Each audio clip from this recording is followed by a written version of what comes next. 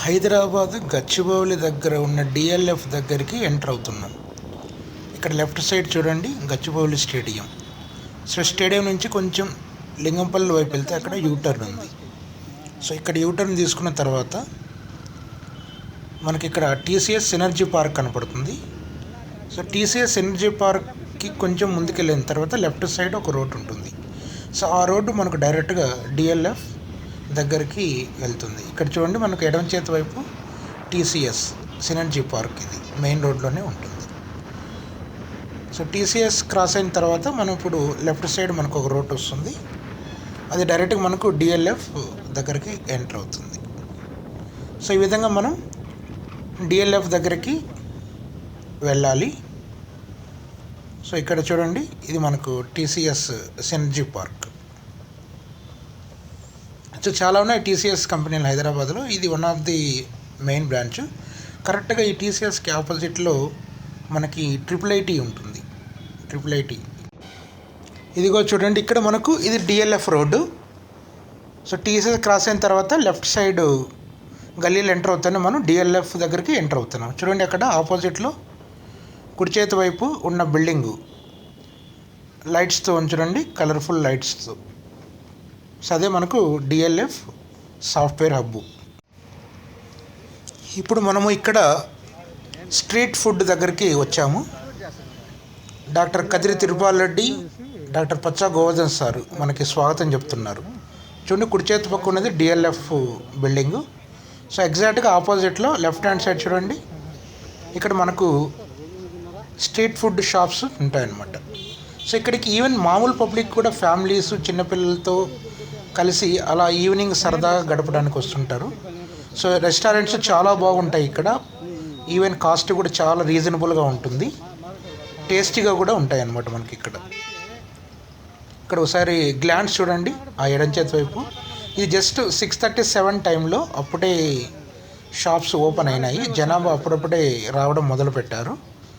So మామూలుగా 8, 9, 10 తర్వాత ఎక్కువ క్రౌడ్ ఉంటుంది ఇక్కడ. ఇక్కడ మహాలక్ష్మి టిఫిన్స్ దగ్గరికి వచ్చాము. So Govardhan sir plain idli order చేశారు, తిరుపాల్ రెడ్డి గారు ఆనియన్ దోశ ఆర్డర్ చేశారు, నేను గీ కారం దోశ ఆర్డర్ చేశాను. ఇప్పుడు ముగ్గురం కలిసి కూర్చొని మంచిగా ఆరగిస్తాం. ఇక్కడ చూడండి ఆ చట్నీ చూడండి ఎంత బాగుందో, క్వాలిటీ థిక్గా, అసలు ఎక్కడ వాటరే కలపలేదు. సో ముగ్గురం ఇక్కడ కూర్చొని సరదాగా మాట్లాడుకొని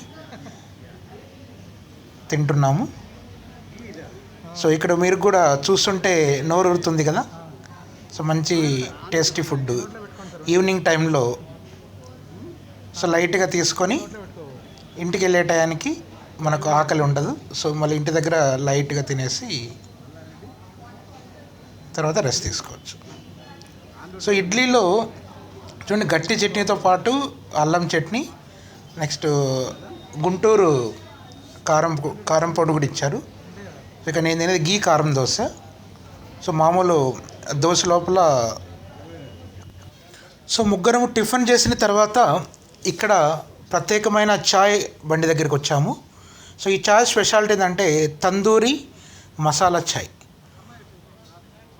సో మట్టి కుండలో వేడి చేసి, సో మనకు లైవ్లీగా ఆ మట్టి కప్పులోనే సర్వ్ చేస్తారు. సో తందూరి మసాలా చాయ్ అవి చూడండి, ఆ కప్పులు మట్టితో చేసినవి. సో చాలా టేస్టీగా ఉంటుంది. సో ముగ్గురము తందూరి చాయ్ని తాగుతున్నాం. టిఫిన్ చేసిన తర్వాత నార్మల్గా టీ తాగాలనిపిస్తుంది కదా. సో అందుకనేసి ఇక్కడ మనకు ఈ తందూరి చాయ్ స్పెషల్ అనమాట. సో అందుకనేసి తందూరి చాయ్ తీసుకొని తాగుతున్నాం ముగ్గురం.